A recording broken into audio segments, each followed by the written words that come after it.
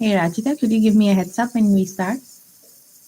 Yeah, I'll start with my introduction so I'll just give you like over to you. You'll understand it. Okay, Like cool. Yeah, after I I was just finish the wondering. I shouldn't be yeah, yeah, sitting yeah. there waiting. Yeah, Okay, yeah, cool. sure.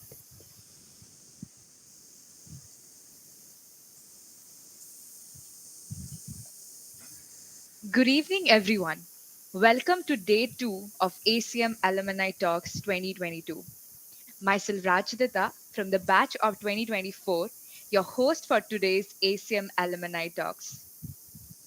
Before getting started, I would like to let you all know there will be question answer session at the end. So feel free to put up your queries if you have anything in the chat.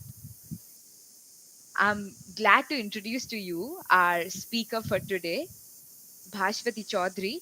She has pursued her bachelor's in mechanical engineering at NITK, followed by MTech and PhD at University of Florida in mechanical engineering.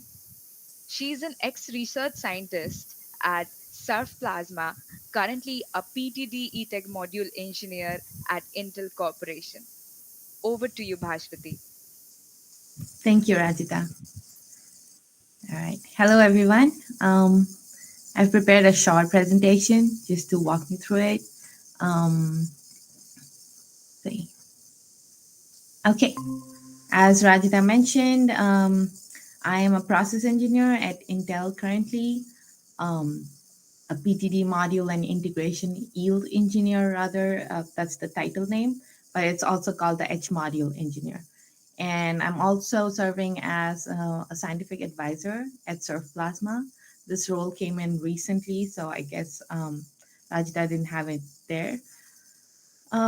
Okay, so I'm glad to be here. I had learned a lot from ACM, previously called CSI at NITK, and I'm glad to be a part of this. Okay, so before starting, I would like to say I've never done this before, so just bear with me. I'm just going to go over what I did and the things that I think are important at each part and what I did not do that kind of set me back a little bit every now and then. So starting with NITK, I was a student there in the mechanical department for from like 2010 to 2014. During that time, I was a part of CSI. As you know, it was a thrill to get in. At that time, our president was Ram, and we had a really good group there. I learned a lot of technical activities and just like how to organize stuff, be a team member during my time there. And the other thing that I remember most are the trips. That was really great. I guess you guys must be having that a lot too. I don't know how COVID affected that as much. And the other part of my undergrad was getting internships. I have written, I did two internships. The first one was in second year, I believe. I had no idea what I was doing. I just emailed a lot of professors, got something, did something. Not a very good memory of exactly what I did, but I did something. Third year was more serious and I knew what I was doing.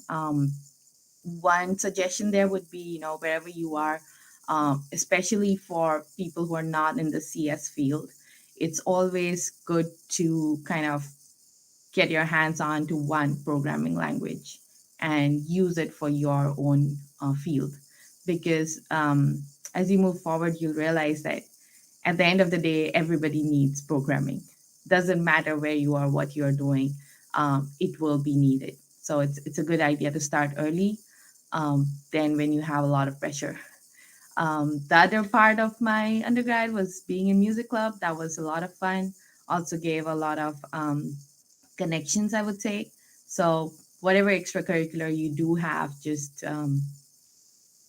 I suggest you do that in undergrad because after that it's a lot of um, work and studies and this and that. So go ahead and make sure you're involved in those activities because it does help a lot.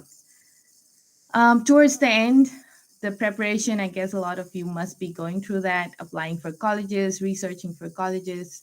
Um, you'd know the drill better than me at this point. But the two things that I do remember is writing the SOP.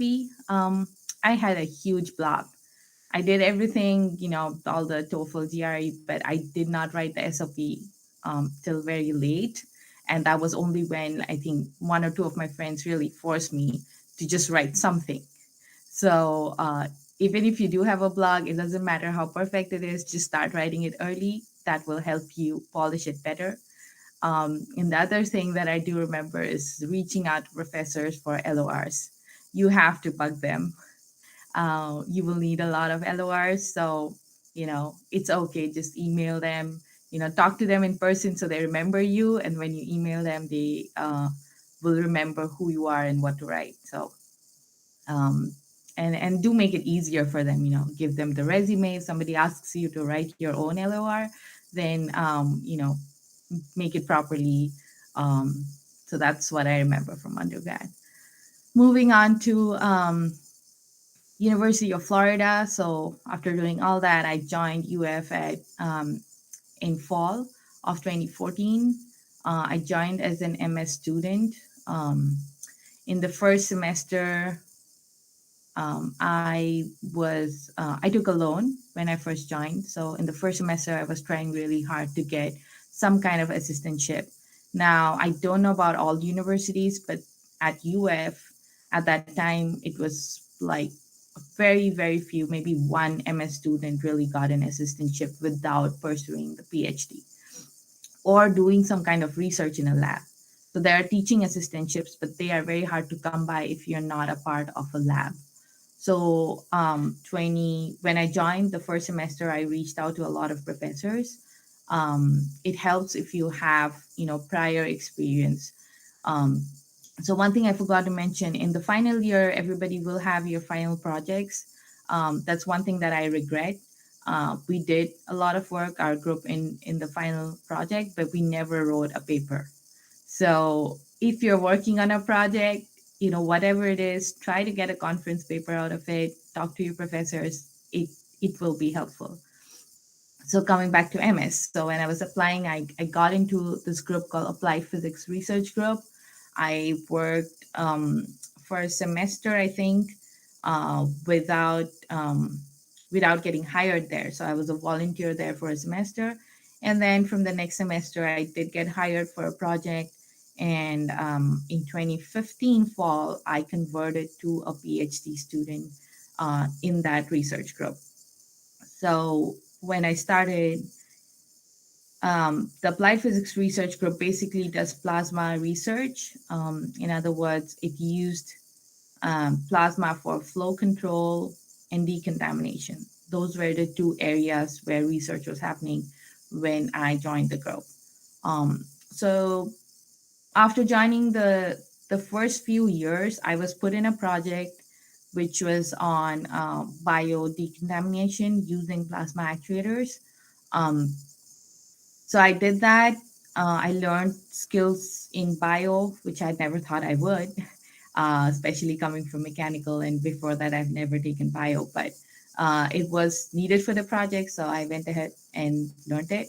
Um, and also, I had my courses going, worked a little bit on flow, but it was all going great till around 2017, I would say, 2017, 2018, where I was doing a lot of work. But what I did not realize was the project which funds you and the project that you will do as your PhD might not always be the same project, because your PhD topic has to be something unique and fundamental, while the projects that you can get funded with might not be so unique and fundamental. So it's more like you are doing a job as well as doing your studies. So that part I did not realize till a long time. And in 2017, no, 2018 or 2017, I forgot. One of those years, my advisor told me that, hey, your funding is over. And I was like, okay, what am I supposed to do now? Because here's another thing to keep in mind if you ever do a PhD or master's. is that never take your graduation if you're not sure that you are going to be looking for jobs or going for jobs right after that. Because I took my MS graduation in 2016. So after that, I had to complete the PhD to get out. Not to say I wanted to leave the PhD, but at that time I was looking at options, and that was something that hit me. So after that, it was that's when my main research started. It was a very difficult time at that point, but now that I look back, that's what kind of really that's when I really got into it. I started doing my own thing because till then I was learning from a lot of people, doing a lot of work, given by my advisor, given by other people, doing research, but not ideas that came out of me. So so those final years, 2018, 2019, 2020, was the main years of where I came up with new ideas, or I was trying to see what works, what doesn't work. A lot of roadblocks, but finally did it. During that time, I also dwelled into a lot of grant applications. What grant applications are basically the project money that comes in. How do you get it? You apply for federal funding through the professor. So you apply as a team, so you do all the work, and there is the college affiliation. And once the project comes in, you can get funded, or there is funding for people. But another thing to keep in mind is whenever you do write grant applications, they come over after a year or maybe even more. So that's another thing that if and when any of you go for PhDs, make sure to know which project you are on, how long that is going to be going on for, how long you're going to be supported for, and if there is future projects, can you be involved in writing it? So have a clear picture when you get into it, because a lot of us do not. When we get into masters, we get into it, we don't really know the system. So do understand the system, whether it be master's, PhD, what is happening, where the funding is coming from. That really helps. Another aspect of my graduate life was teaching and mentoring. So during this time, I also, went and tried out different things. They have programs for undergraduate mentoring, high school STEM students mentoring. So I did take part in those. Wasn't much at that point, but now that I look back, it did give me good experience just going forward. Especially, it helps when you teach people. It helps you to understand things better yourself. So that was something I learned during that time.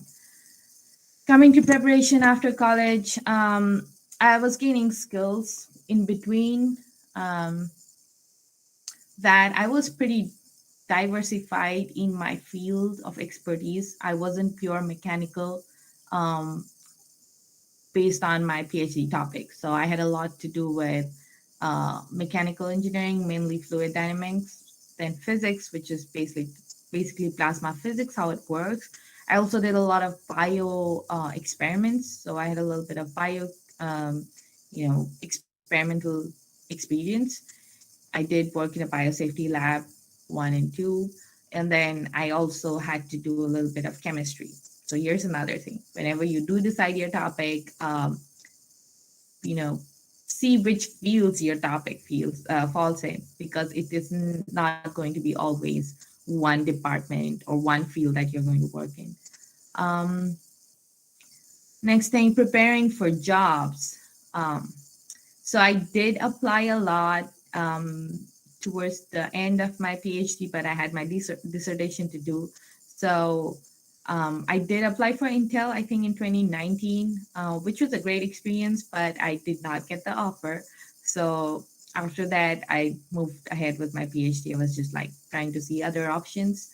And 2020, when I graduated, just before I graduated, first thing is my defense day was when the college shut down for COVID. So at that point, I had an on site interview again with Intel. But what happened was I graduated and then they had a hiring freeze. So that was, well, sad. And after graduation, I had the connections and everything, but that was a drop in the job market. So I was just kind of continuing with my research. Now, before going into the next part, I would just like to break in with a little bit of the research because I did it for 6 years. So I'll just show you some cool stuff. Um, so this is I realize it's not in presentation mode. Sorry, guys. Okay, so this is what a dielectric barrier discharge plasma reactor looks like, the one that I work with. Just in very simple terms, what happens here is if you have two electrodes separated by a dielectric barrier and you apply a AC voltage across it, plasma is formed on the surface of the dielectric barrier. Um, in this plasma, like basically plasma is just a soup of neutral soup of particles with like ions, electrons, radicals, molecules, charged atoms, neutral atoms. It's a soup of them, and a lot of collisions happen there. Now, because of those collisions, two mechanisms happen. First is production of an induced flow. That happens when you have elastic collisions between accelerated charge particle in the plasma area and neutral gas particle in or around the plasma area. So when these collisions happen, there is an induced flow, and research has shown that that flow is usually from the exposed to the ground electrode in this direction. So this is a very simple reactor, and for that, the flow is from this to that direction. We'll get into that in the next two slides. And the other thing that happens is when you have inelastic collisions, um, reactive chemical species are formed because of those collisions. That's just exchange of energy, some reactive reactions occurring. Now, if it's oxygen-rich air around the plasma, then one of the major reactants that uh, reaction products that are formed is ozone from oxygen, and that is a known decontamination agent. In other sense, it goes and destroys various microbes or pollutants through a series of oxidation reactions. So, so that's the other major part of surface plasma or DVD plasma. And my research was basically to use both of these mechanisms. Before this, people had used these two properties of DVD plasma separately, the induced flow for flow control in aerospace applications or noise reduction, and reactive chemical species production like ozone for decontamination purposes. Now, my research was to kind of combine both and see if I can increase the decontamination efficiency. I will not go a lot into that, but I will show you some cool flow studies that we did. So going back to the linear reactor, here you see the exposed ground electrode, airflow from exposed to ground. Here's the top view. And this is something called smoke visualization, where you just kind of light up the air and see how the flow is happening near the actuator. So you can see the flow that occurs due to a simple reactor. It's an induced wall jet from the exposed to ground. Now, using this, you can kind of come up with different configurations. The two configurations that I worked with was first the comb reactor. You can look at it as an assembly of different linear reactors.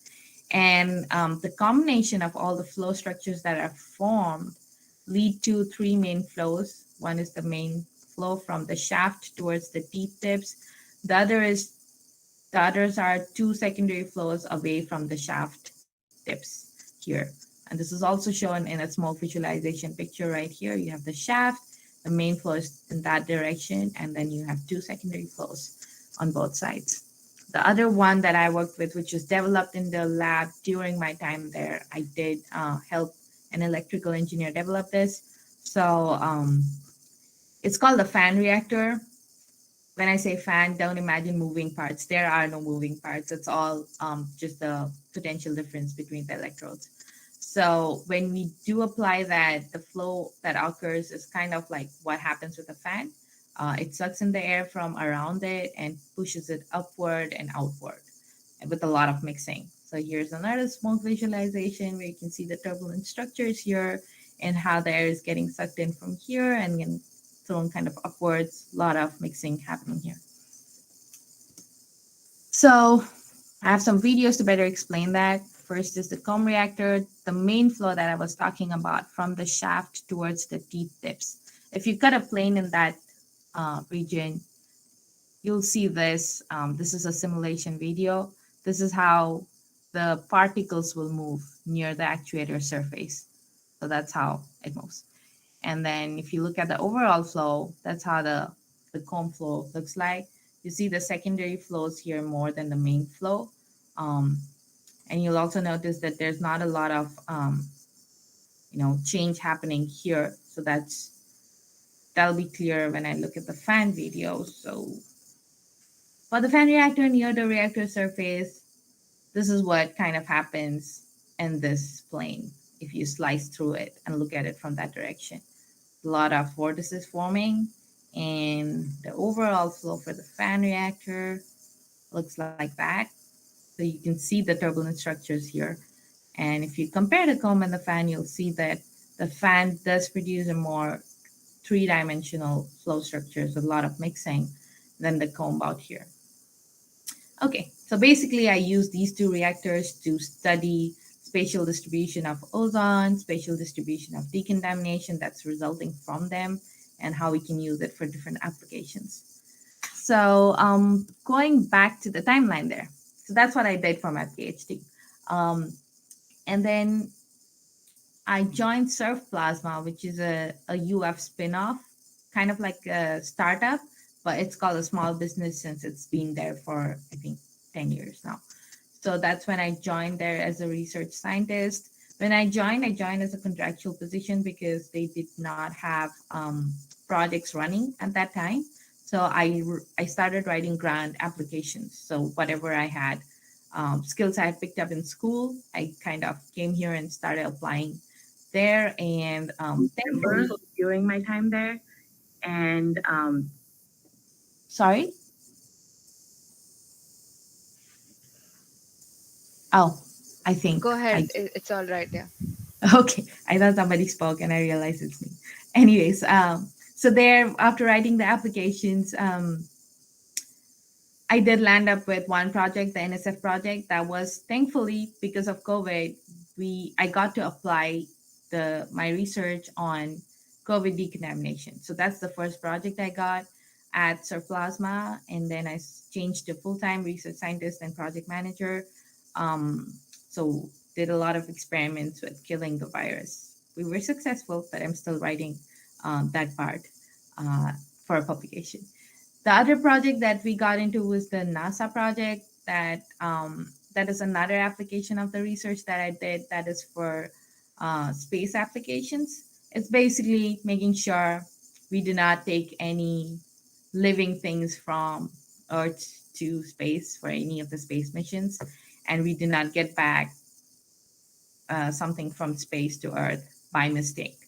So the funny thing here is that a lot of times they fear that if you just take spores or like very minute bacterial colonies, which kind of are like dead particles here, but they can. I don't know if you know about spores, but spores are basically something that looks dead, but if in the right conditions, it hatches. So the fear for NASA is that if you take something like that from here and it hatches there, then you're going to think that it's an alien, but it's not. So that's the main point of, not main point, but one of the points of planetary protection decontamination. And I completed the two projects back in 2021. Towards the end, I had completed both the projects and we had applied for the phase two of those projects. But at that same time, I remember I told you there was a hiring freeze, and then Intel came back to me again asking if I wanted to interview. So I said, sure, let's try it out because I was done with the projects. They did come back before that, but then I was doing the project, so I said I cannot join now. So after that, I had the interview, and it was good. At that point, I had to decide whether I want to stay with the startup, because things are very uncertain in a startup environment. But you do get to learn a lot. So that was the question there, and I decided to move on to a more stable, you know, corporate company at that point to see what it is like and what I am going to be doing.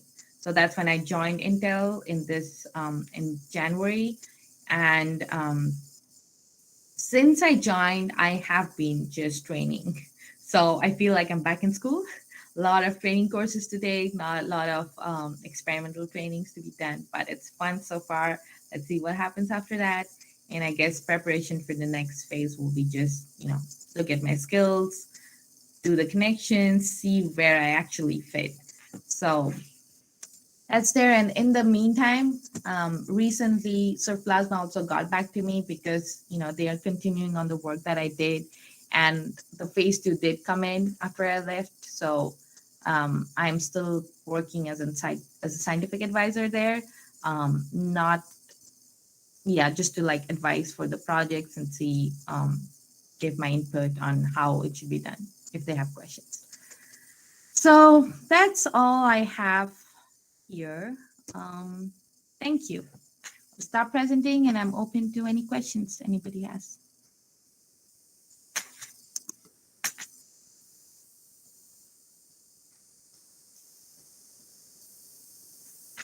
I cannot hear you, Rajita. Are you on mute? Thank you so much, Bhashvati. It was really an honor having you here with us, giving your valuable time. Thank you so much. Thank you. Thank you for being with us. Thank you, Rajita. So, okay. Now we'll move on to our next speaker for today. I'm glad to introduce to you our second speaker of the day. That's Akshay Kamat, an ITK student from the Department of Computer Science, who is currently pursuing a master's degree in computer engineering and working as a graduate research assistant at Georgia Tech. He also worked as an ASIC design engineer at Samsung Semiconductor India Research for 4 years. Over to you, Akshay. Okay, thank you. Thank you for that introduction, Radhita. Thank you. First of all, I'm sorry I'm late. There's some urgent issue that I had to take care of. So, It's all but right. yeah, it's great to be back. Even though it's virtual, it's great to be back at NITK. A really good talk, Bhaswati. I don't believe we met at NITK. Uh, Thank you. I don't think so, yeah, but CSI people are always connected, or ACM yes, as you call it now. we Do you certainly are. still play Mafia though? I had a I question. do. We do. We just played it like last week here. That's great. I played it in my No, master's time too. That carries on. yeah. Yeah, I'll let you go ahead. Have a good talk.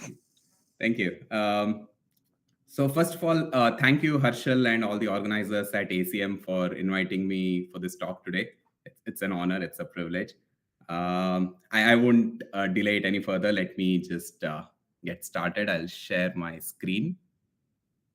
Uh, 1 second. Okay. I would have to drop back and join back in because that's how apparently Mac works. Just give me like one moment. Okay, okay.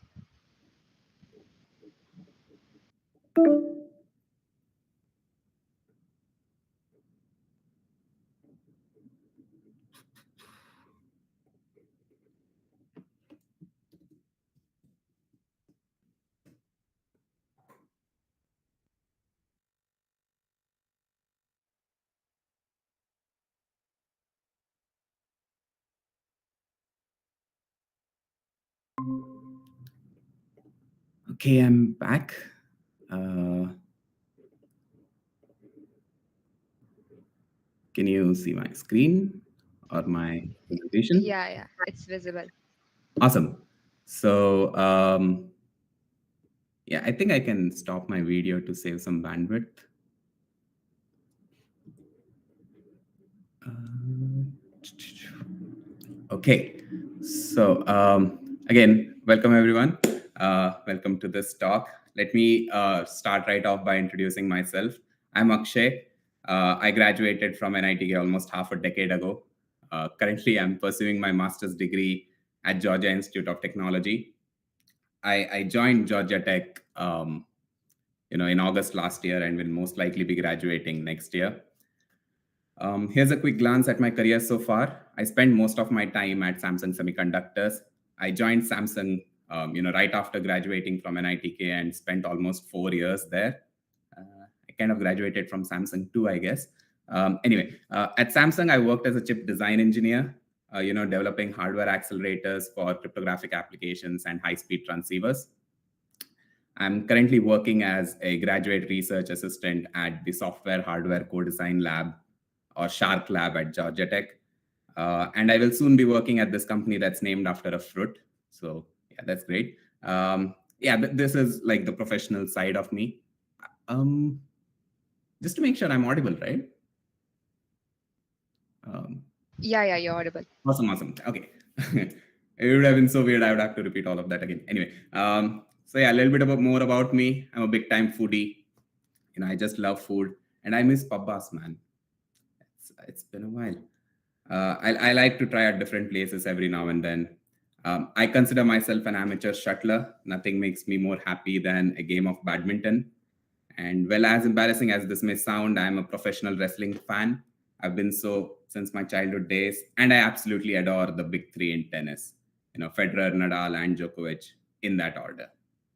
I love cricket, and I love memes, which means my favorite IPL team is RCB. Isala. Anyway, moving on. Let me give you a quick preview of what to expect from my talk today and why it may be worth your time, or if you are listening to this talk after, or if you're listening to the recording, why it's worth your time there either. So I'll be sharing some takeaways from my journey at NITK. I'll also talk about some career opportunities that you have and try to address some concerns on higher education. Bhaswati already spoke a little bit about it. Let me add something more to it. Then, while I hope things have changed by now, during my time at NITK, we were kind of painted this picture that, GPA is everything. Well, it's not, and I'll tell you why. And finally, I'll talk about the global NITK community that's always there to help you with your journey. So yeah, let's join me in this trip down the memory lane, starting all the way back to 2013. My first year at NITK, like a caged bird set free. Well, I guess for you all, it's because of the end of pandemic. My heart goes out to you all who have had to spend this rather wonderful year online. Usually, this is the year where you meet new people and make friends for life. And it's one of the most exciting years at NITK. Well, there's nothing much any of us can do other than just hope that things get better from here on. So, yeah, fingers crossed. Let me not make you any more envious about this and skip to the next year, which is completely the opposite of the first year. Things start to get hectic way too quickly. I guess some of you would be in your fourth semester right now. ECE, it was one of the most hectic semesters. All I can say is just hang in there. Other than that, what I want to actually emphasize on is this. If you're a second year listening to this talk, and if you're like me, when I was in my second year, you probably don't have a clue of your passion or which domain you wish to pursue as your career. And that's perfectly fine. Most of us don't. So what I would suggest here is that rather than being completely confused, just try to figure out what you don't want to do. It might sound obvious, but give it a conscious thought. So these are probably the 6 main domains in ECE. You can also add ML and AI somewhere there. That's the new, domain that has come up after I sort of graduated. So for me, I kind of realized that signal processing or communication wasn't for me. In my third year, I realized that analog wasn't for me either. So what I'm trying to convey is that let this decision of choosing a particular career path be hierarchical and not something that you commit instantly. Okay, so summer vacations coming up. Those of you who are in second year, I understand that it would have been a very hectic year so far. Pandemic is not helping either. You definitely deserve a break. And I would suggest you to try and do something productive during this time. Just don't, take the entire vacation off. It's something that you can put to good use. You could intern at a startup remotely. Don't expect to get paid though. Or take courses online, something that broadens your skill set, right? That would be my advice. So in my case, what I did was I had interned at this startup called Manipal.net, which of course is in Manipal.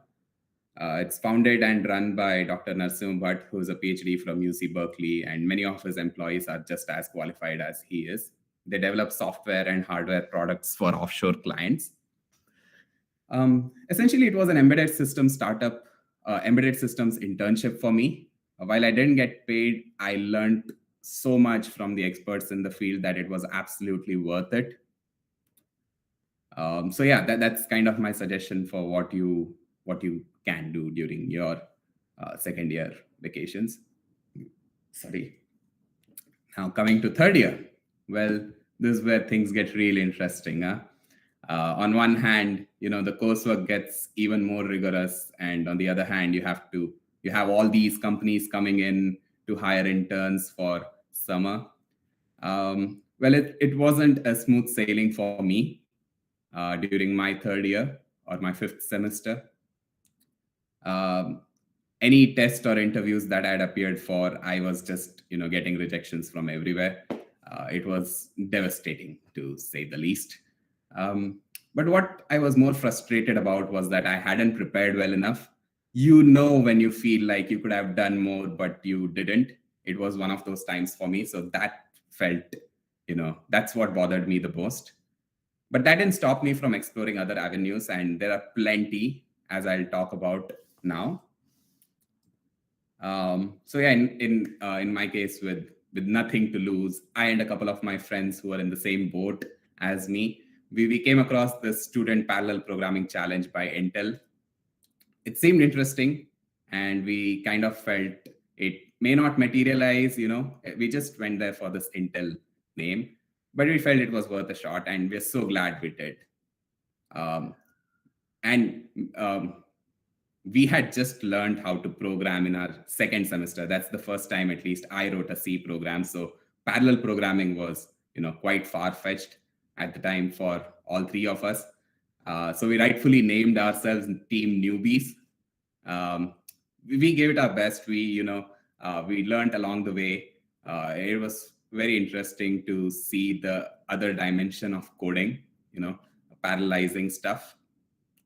So, and we made it to the top 10 in the first phase. And once we did that, we just went all in. We intensified our efforts, tried to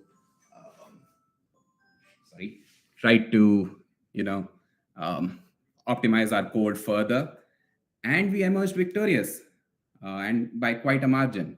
And for that, we were invited to the 22nd IEEE International Conference on High Performance Computing to present our approach and solution.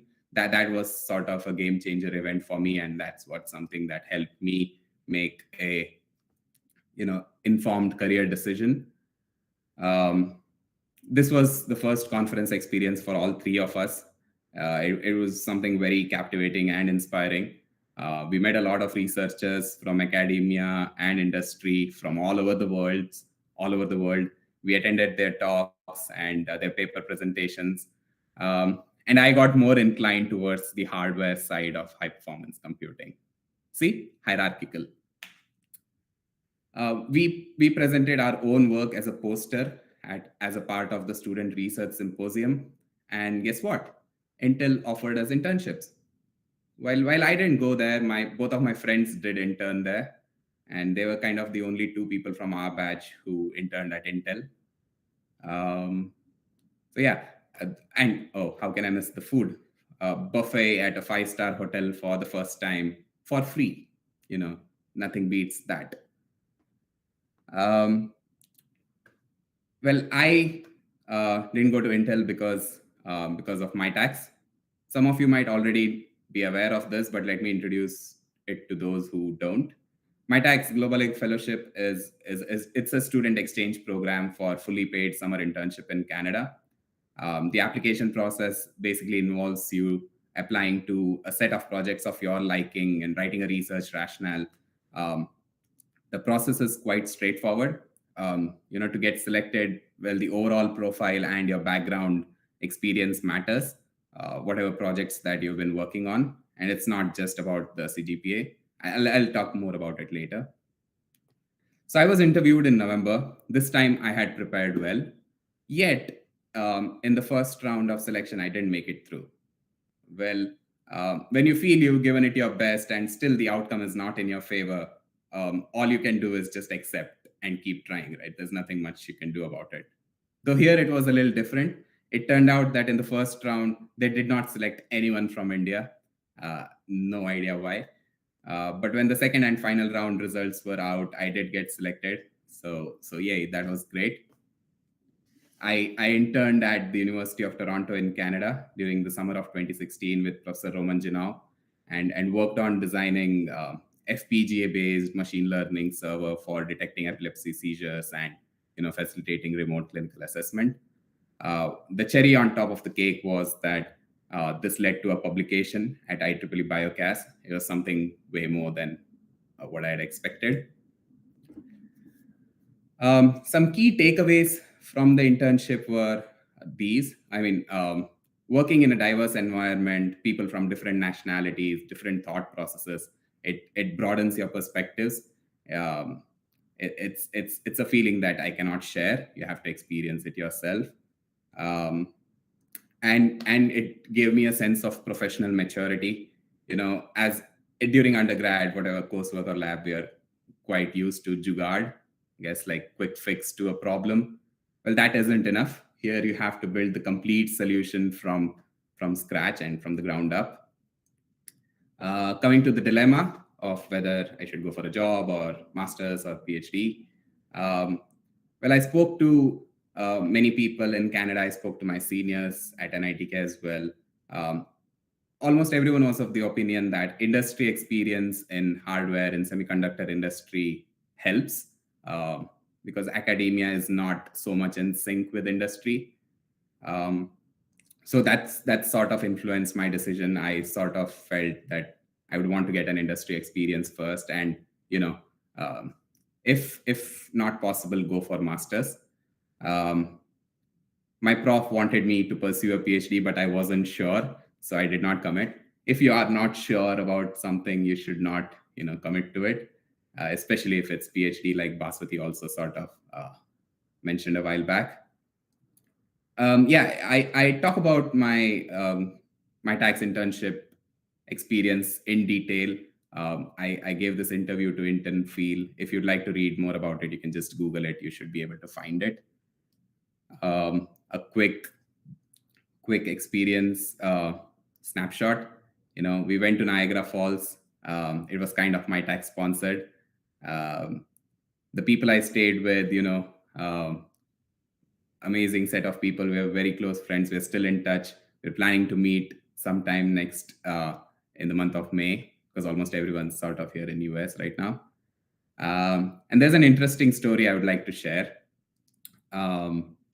So this one day we were all walking and we just felt hungry. So we were walking in Toronto. We felt hungry. We entered this Greek restaurant and we had no clue what to order. So we just asked for recommendations. The waiter was like, you should try this thing, our signature dish, spanakopita. And we were like, cool. Each of us, we ordered a plate of spanakopita. When it arrived, it was this. Yep, veg puffs with bland spinach patty. We spent, I guess after conversion, around 1,000 rupees for 2 veg puffs that day. It hurts. But well, we didn't realize that all this while during our undergrad, whenever we went to Iyengar Bakery to have a veg puff, we were having Greek cuisine. Now you know too. Right. In addition to my tax, there are other options, such as Indian Academy of Sciences Fellowship, which is like the Indian counterpart of my tax. There's DAD for Germany. I think it's called SN Bose Scholars Program for internship in US. I sort of went from having no offer to having to select from 3 offers, and that's something I want to convey, and something I've been following this person called Rohan Kamat on LinkedIn, and I've been inspired by his journey too, and I could sort of relate to it, so that's why I'm sharing this with you. It's not about the fall, but how you get back up that matters. That doesn't mean that you should Oops, did I lose the screen? Okay, sorry. Yeah. Yeah. Um, yeah, it doesn't mean that you should fall intentionally, but if you do, you shouldn't just stay there. You should, rise. And it's not easy. You have to put in the efforts. Third year is something that I will remember for a long time, because that's when I just went all in from all sides, I guess. But in the end, it was worth it. It was worth sharing in this talk. So yeah, if there's anything you take back from this talk, it should be this. Now coming to the final year, I got lucky this time around. I had prepared well, like I'd mentioned for my previous internship. I mean, for the Toronto interview as well. And I guess I got lucky this time. It just like 2 days after I landed from Canada, Samsung was the first company that came in for placements. I sat for the tests, even though I was jet lagged, and gave the interviews and got selected. Um, in case you don't get so lucky, you know what to do, right? I mean, just just keep trying. There are always opportunities available off campus as well. You just need to seek them and you'll be good. um, Coming back to the hierarchical decision making that I spoke about, I knew at Samsung that my role would be in the digital design domain.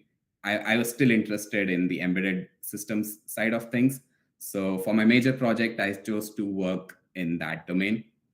um, the same three of us, we developed a digital pen sort of device, which you could use to write on any surface. It would just track your handwriting, and it was selected as one of the finalist ideas at Ink Makers Innovation Challenge.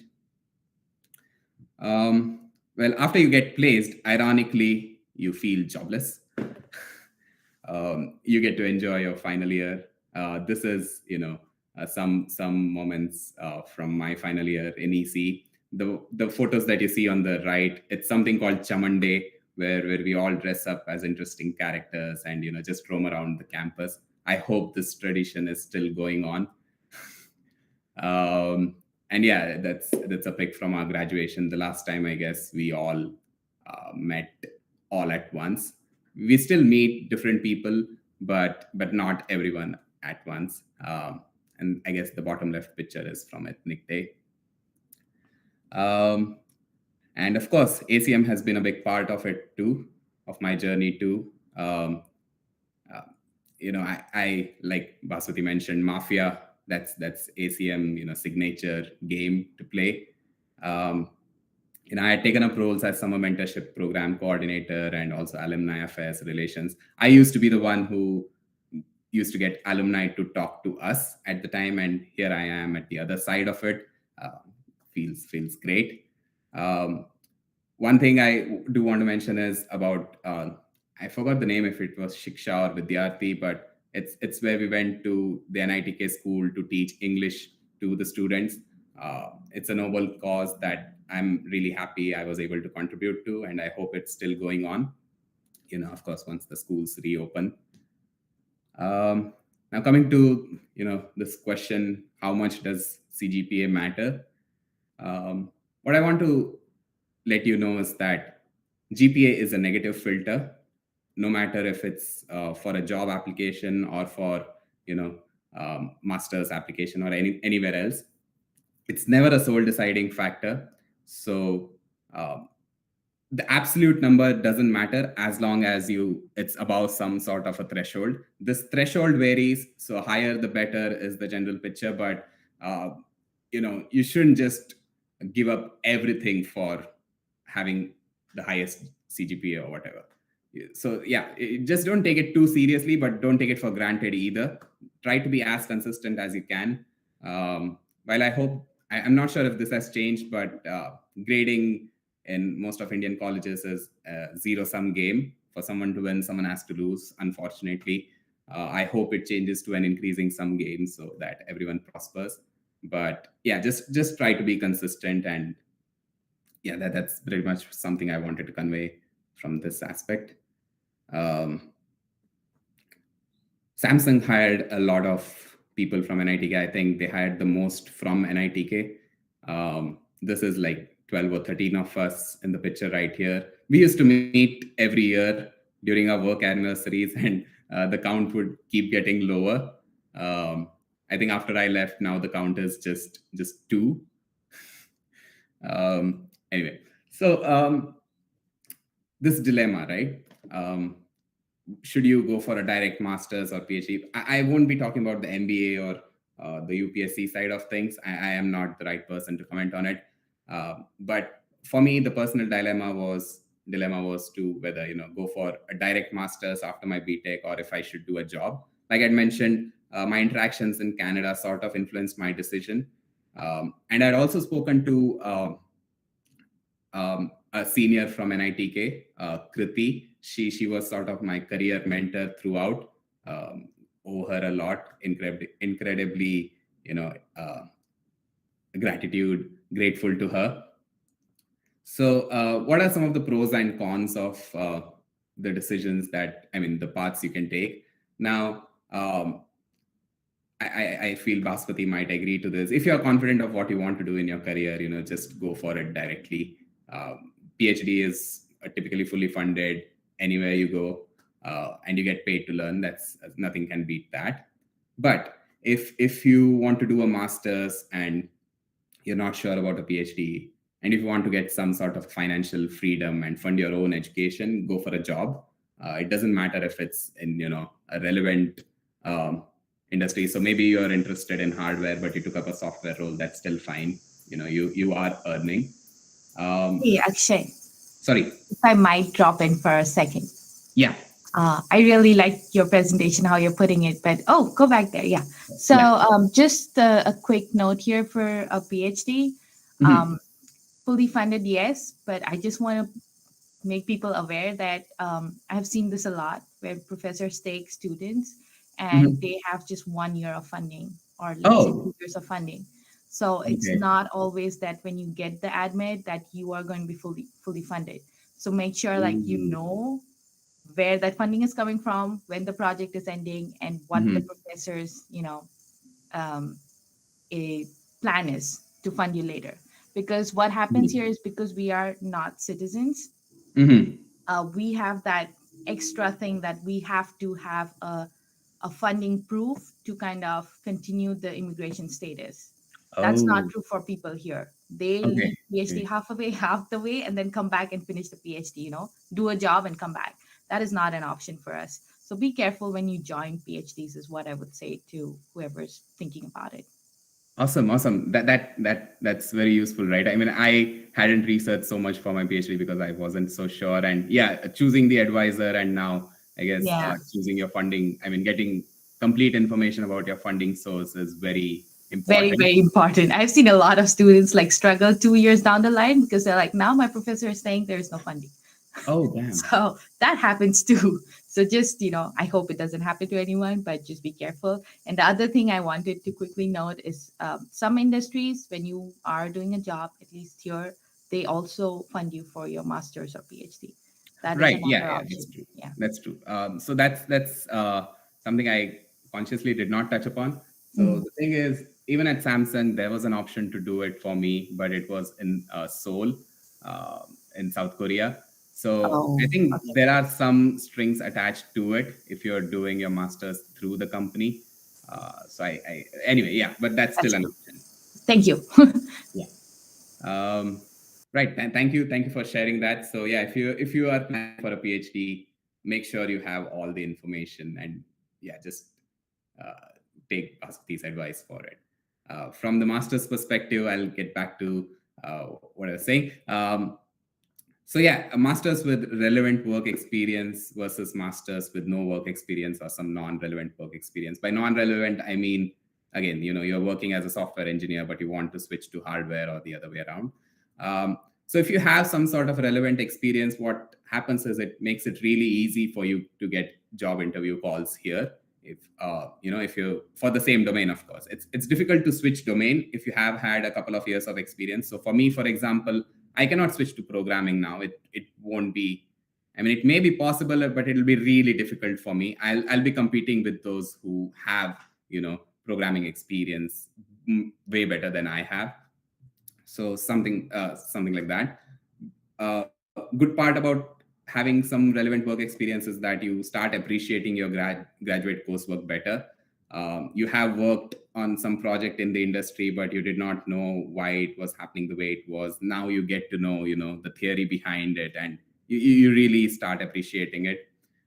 Now, if you come here or if you start your masters without work experience, and this is specific to US, not for Europe or maybe even Canada.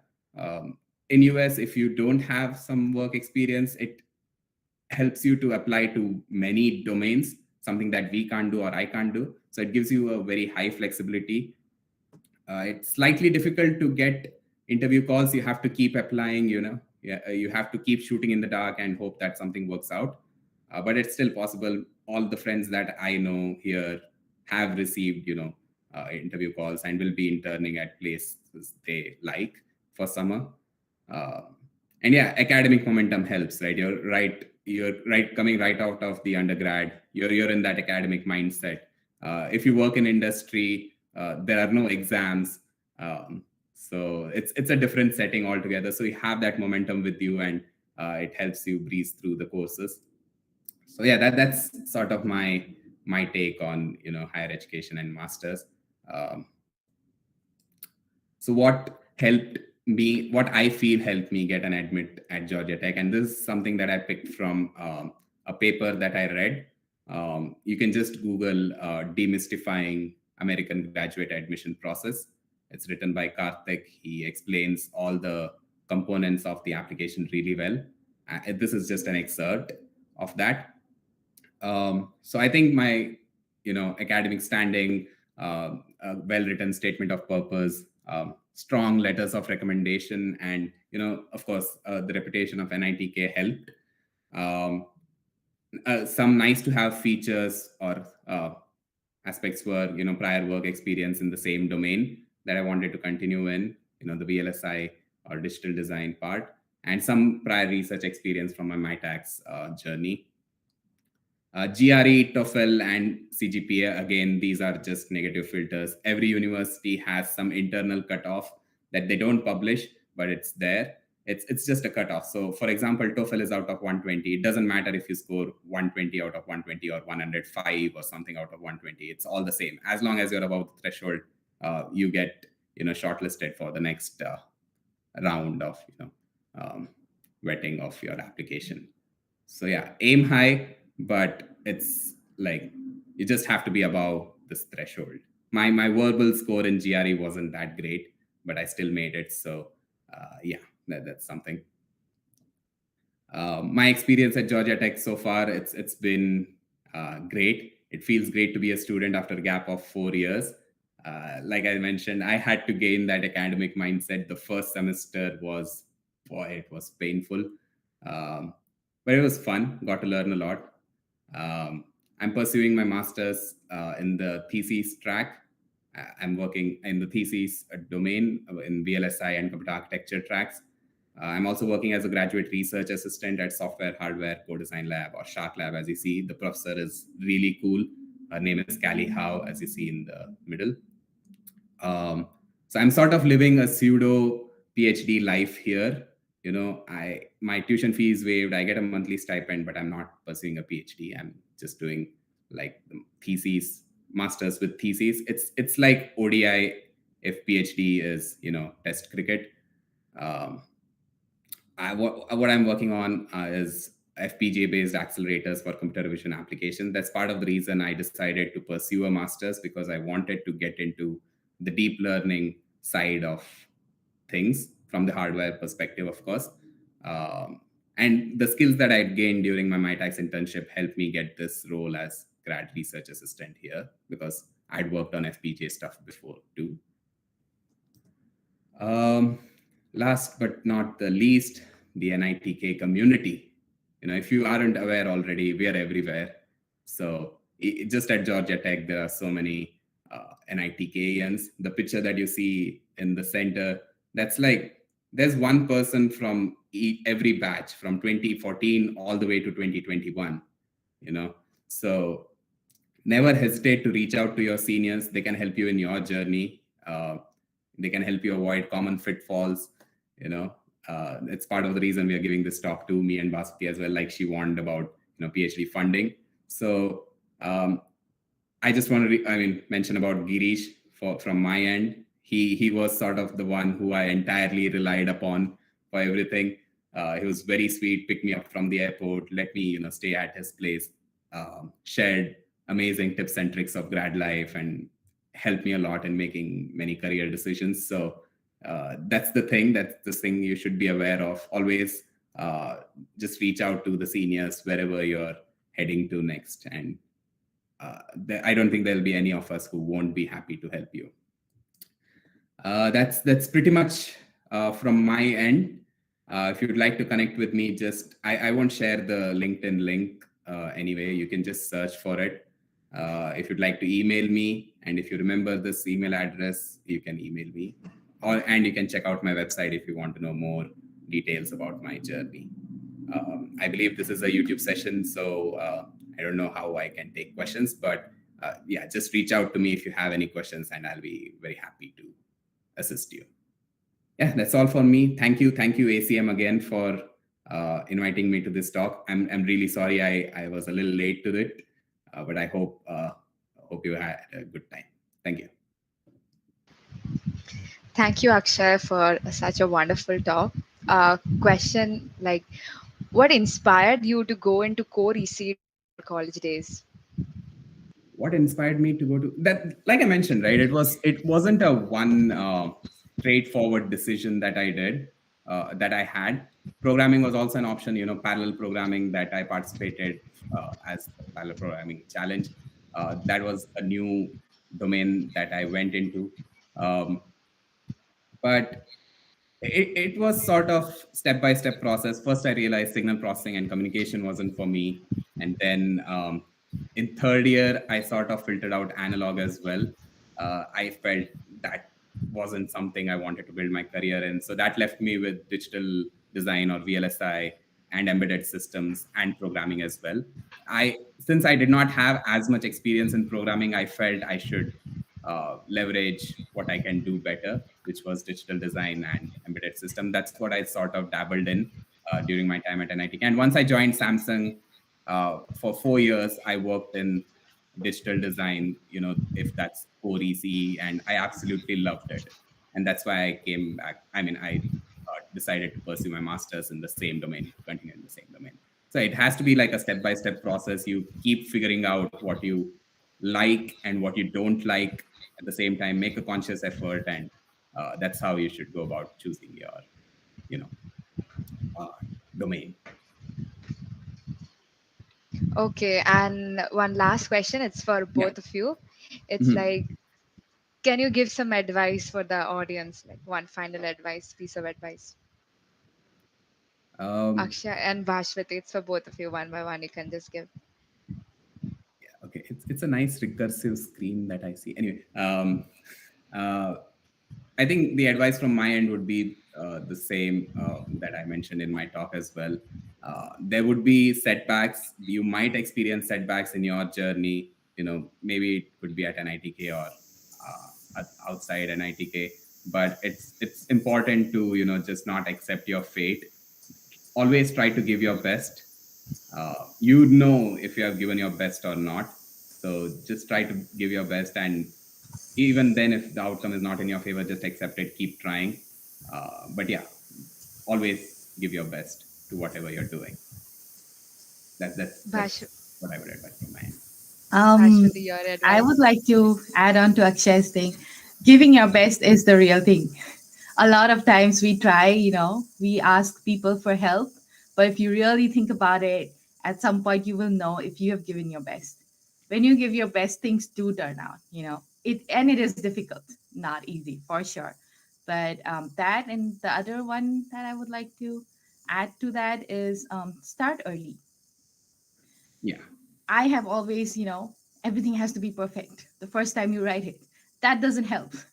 Write the shittiest thing you can and then move forward with it, because I have had that block a lot of times. This has to be done this way. No, it doesn't. Just start early, maybe 10 minutes, write something.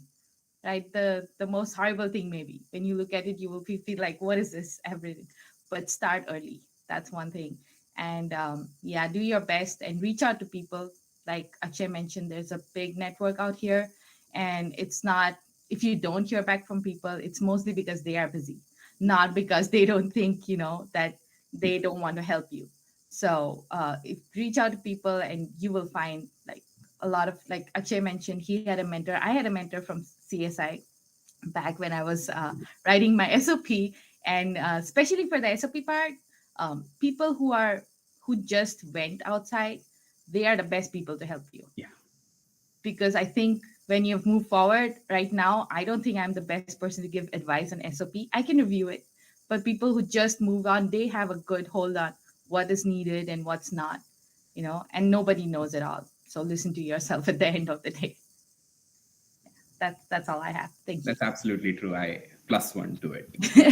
Yeah, but it was great. Your presentation, I really liked it. Thank you. Thank you. Thank you Appreciate so much. And with this, we come to the end of our session today. That's a wrap. Once again, I would like to thank both of you, Bhashwati and Akshay, wholeheartedly for giving us such an insightful talk, answering all our questions. That's a lot of takeaway from today. And once again, I thank our audience for joining us. Thank you. Thank you so much. Thank Thank you. you, everyone. It was a pleasure. Pleasure Bye. giving this talk. Thank you. Yeah, it was an honor. Yeah, CSI all the way, or ACM all the way. ACM. Yeah, amazing. And Mafia. Oh man, keep playing Mafia. It's really good. It's called werewolves here. I Oh that was, really? I didn't know that. it's like werewolves. I was like, let's play this game werewolves. People are like mafia. It's the Oh same wow, that's new. I feel old, thing. but okay. Cool. Have fun, guys.